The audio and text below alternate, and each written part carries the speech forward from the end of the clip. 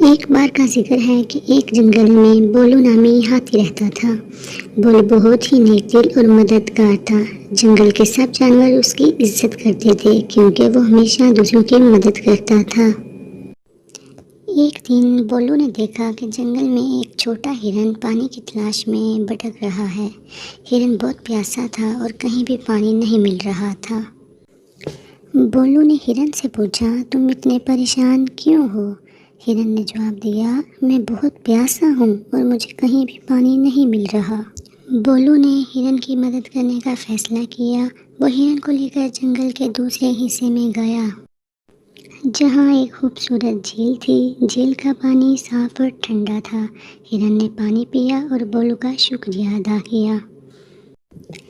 اس کے بعد بولو نے جنگل کے سارے جانوروں کو بھی جھیل کے بارے میں بتایا تاکہ وہ بھی وہاں جا کر پانی پی سکیں۔ سب جانور بہت خوش ہوئے اور بولو کی تعریف کرنے لگے۔